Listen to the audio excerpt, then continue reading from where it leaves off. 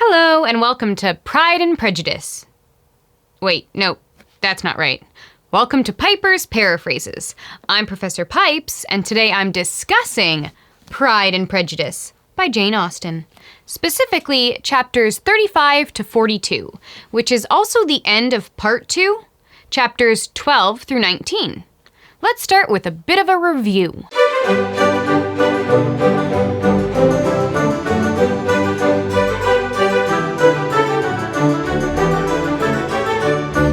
Previously, in Pride and Prejudice, the Bennet family was having some ups and downs. After it seemed like Jane and Mr. Bingley were on the point of marriage, he left town, with no plans of returning. Mr. Collins, meanwhile, proposed to Lizzy, but after she refused, he married her best friend. Jane went off to visit the Gardiners in London, and Lizzy went to visit Charlotte. While she was there, Mr. Collins' neighbor and rich patroness, Lady Catherine de Bourgh, was visited by her nephews, Colonel Fitzwilliam and Mr. Darcy. After spending lots of time with this pair, Darcy unexpectedly proposed to Elizabeth. 2 proposals, and we're only halfway through the book? Wow. Lizzy turned him down, though, and told him off for preventing Jane's marriage and for ruining the life of her former beau, Mr. Wickham. And that's where we left off. So let's find out what happens next. The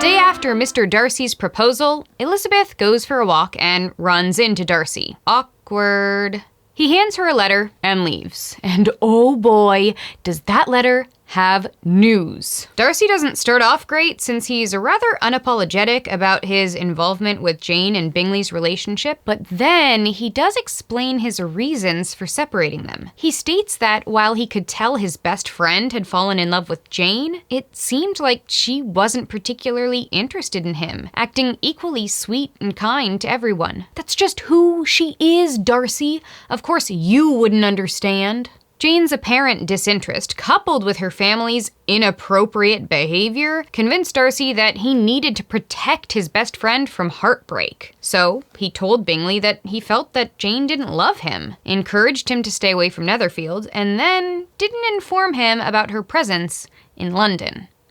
He does kind of say he's sorry if he did, in fact, misinterpret her feelings. Yeah, you did. Oh, but the letter is about to get much more interesting and dramatic as the attention turns to Mr. Wickham. According to Mr. Darcy, he's not that great guy we all thought. I know, right? Apparently, old Mr. Darcy had not promised him an establishment at the local church, but instead merely requested that Mr. Darcy make an effort to help Mr. Wickham in whatever way was most suitable. Soon, Wickham told Darcy that he did not want to join the clergy, and instead asked for a bunch of straight-up cash so he could study law. However, to Wickham, apparently studying actually means squandering his money on pleasures and living a life of idleness. Who knew? Eventually, the money ran out, so Wickham wrote to Darcy claiming that he no longer wanted to be a lawyer, and instead now did want to be given that position in the clergy. Right. When Mr. Darcy refused, Wickham dropped all contact. Well, with that Darcy at least. Unfortunately, Mr. Wickham got himself in touch with the 15-year-old Miss Georgiana Darcy when she was staying in London. In fact, he flirted and flattered, as the scoundrel is wont to do, until she fell for him. She was on the point of running away with him when, luckily, she informed her brother of her new love, and he was able to prevent their elopement. Clearly, Wickham was only after money and revenge. What a jerk! To protect his sister's feelings, Mr. Darcy hasn't revealed this information to anyone except Colonel Fitzwilliam and now Elizabeth. At first, Lizzy doesn't want to believe any of this. I mean, Mr. Darcy's the jerk and Wickham's the good guy, right? But then she thinks more about it and reflects on everything that is past, seeing the events in a new light. Wickham's inappropriately forward gossip, his choice to reveal all of it as soon as Darcy left town, his interest in Miss King.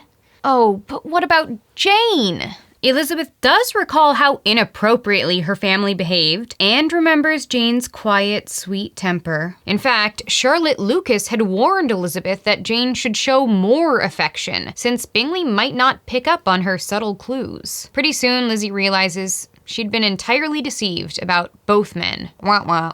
Mr. Darcy and Colonel Fitzwilliam then leave Rosings, and without much more drama, Elizabeth and Maria Lucas eventually do too. And they pick up Jane in London on their way home. They also pick up Kitty and Lydia and their numerous purchases when they switch into Mr. Bennet's carriage nearer to home. And Lydia informs them all that Miss King has left town, so Mr. Wickham is again available. Ew. Once home, Elizabeth tells Jane all about Darcy's proposal and letter, just leaving out the part about her and Bingley, knowing it can only bring pain. Jane is sad for Darcy's disappointed feelings and is completely shocked that anyone could be as cruel as Wickham has been. However, since he's leaving town soon, they decide not to tell anyone about his past, especially since it would also mean dragging poor Miss Darcy into things. Sadly, for almost all the girls in town, the military regiment is leaving for Brighton. But soon, Lydia gets an offer from Colonel Forster's wife to go with them. Ooh, vacay! So exciting! Lizzy begs her father not to let Lydia go, since nothing but trouble can come from her staying there, surrounded by men. Her unguarded, flirtatious, always inappropriate behavior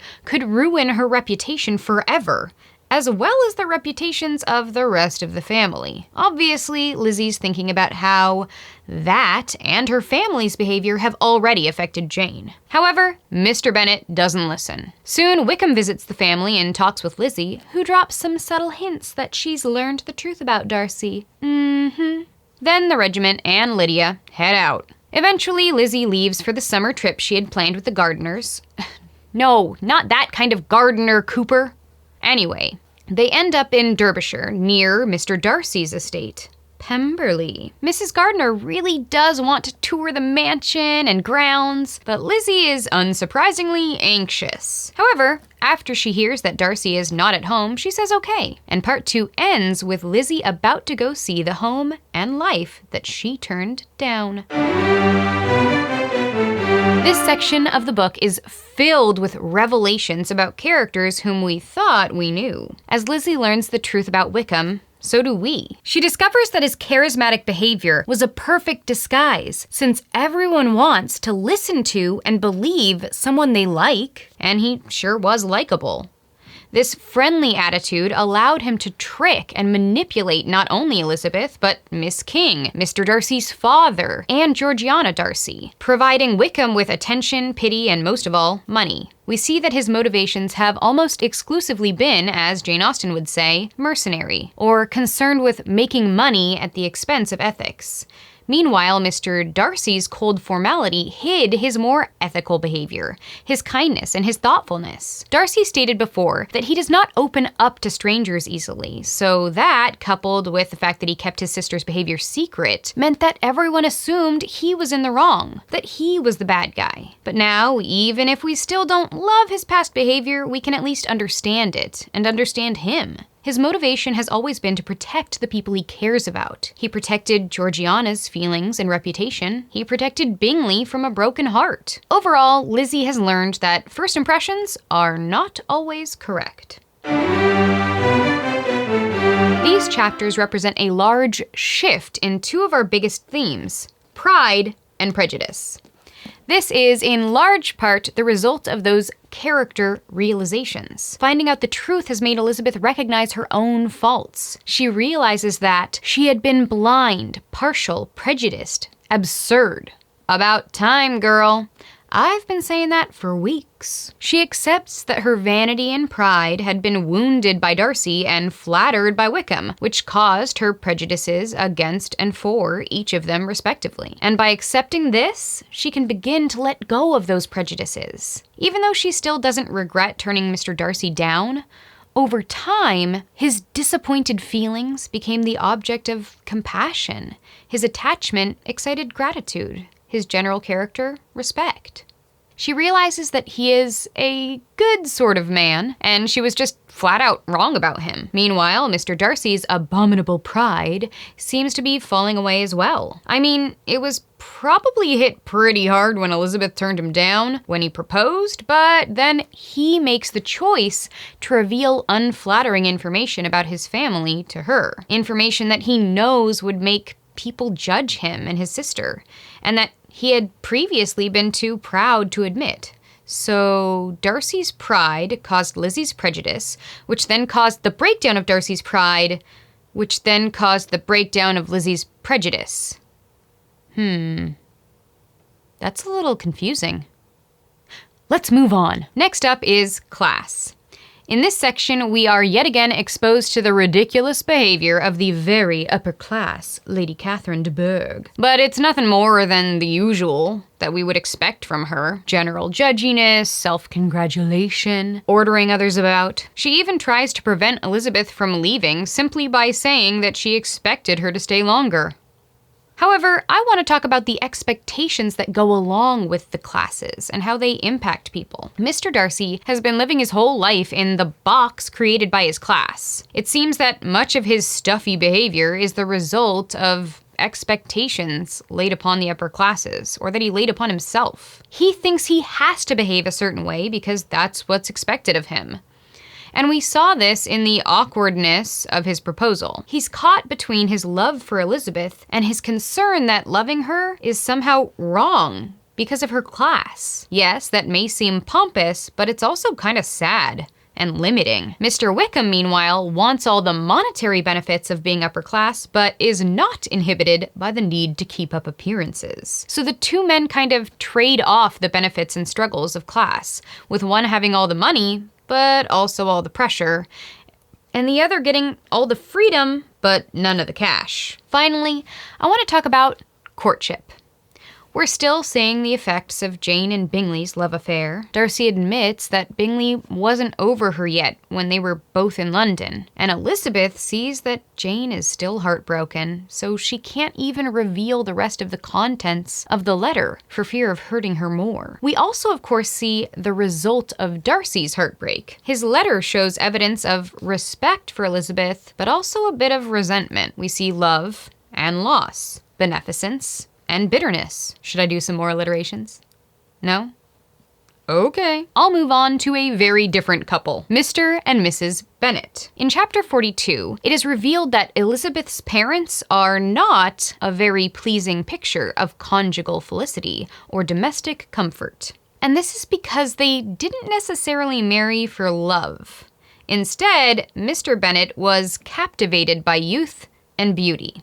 In other words, he married Mrs. Bennet because she was young, pretty, and seemed to be good-humored. Unfortunately, she's not very bright, so much of Mr. Bennet's happiness in marriage comes from laughing at his wife's foolishness and ignorance. Dang, I thought he was the better parent, but now I just don't know. Unfortunately, his poor marital choice has led to his almost total disinterest in the affairs of his wife and children, which has subsequently led to Lydia going off to hang out with an entire camp full of men in uniform. What could go wrong? Finally, before I leave you, I'd like to leave you with some food for thought. First, how have your opinions about the main characters shifted from the start of the story to now? Second, in what ways were the true characters of Darcy and Wickham foreshadowed before they were revealed in the letter? Third, what do you think about Lizzie's decision not to tell anyone except Jane about Wickham? Was it the right decision? Why or why not? Fourth, describe the tone of Darcy's letter. How does it change from beginning to end? And what does that show about his emotions? Finally, how are the different genders portrayed in this section? What were the expectations of each gender at this time, and do all the characters follow along with these expectations? Thanks for watching this episode of Piper's Paraphrases. Now go forth, read a bunch, and be good people. Oh, and don't forget to mention my name at the bell, and you will be attended to.